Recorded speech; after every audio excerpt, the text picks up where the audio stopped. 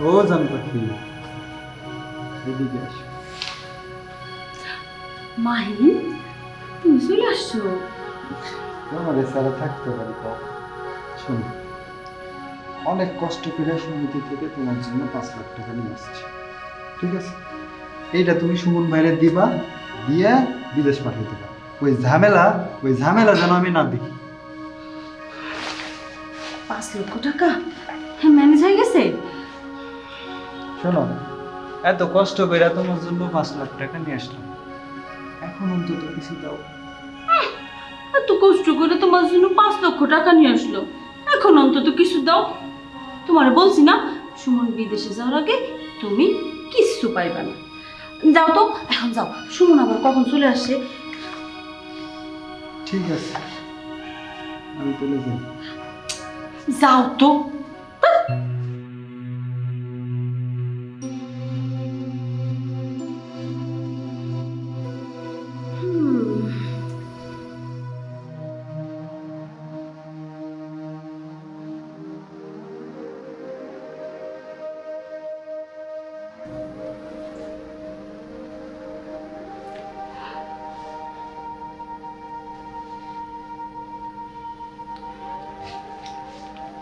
Hello,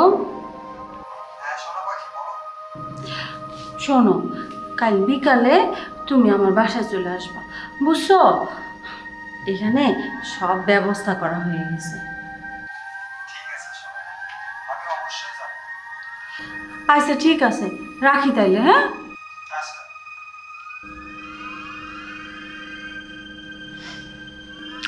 আহারে, আমার সোনা পাখি।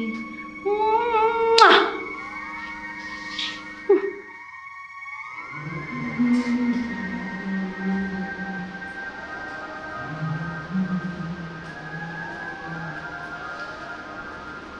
সাদিয়া,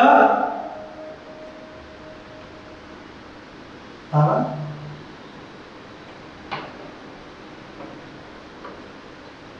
তারা কেন?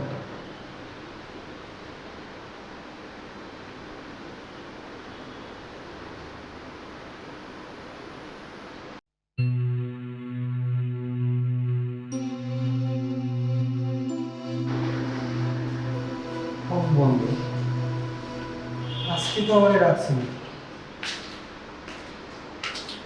আমি কি করে আমি? আচ্ছা ভাই, এই এই বাসার লোকজন কোথায় গেছে বলতে পারবেন? এই তো 2 ঘন্টা আগে হেরা কাতারের উদ্দেশ্যে প্লেনে রওনা হয়েছে। ট্রেনে রওনা হয়েছে মানে? হ, আবার তাই কইল আমরা কাতার যাইতাছি, আমাদের জন্য দোয়া করবেন। ভাই, আমার 5 লাখ টাকা কি হবে? টাকা? কি টাকা? ভাই, সমিতি থেকে 5 লাখ টাকা তুলে আমি ভাবি রেখেছিলাম। তা হ্যার লগে তোমার কি সম্পর্ক আছে? ভাবির আমি ভালোবাসতাম। বুঝছি, পরকীয়া। এই পরকীয়া নারী পুরুষ উভয়জনই একটা ক্ষতির কারণ। শুনো, এখন আর কেন জায়গাটা কি করবা?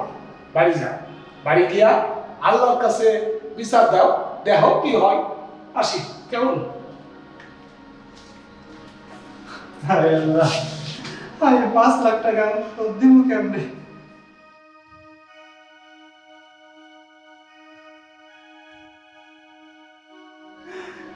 এখন তো ভিটা মাটি যা আছে সব বিক্রি করার লাগবে।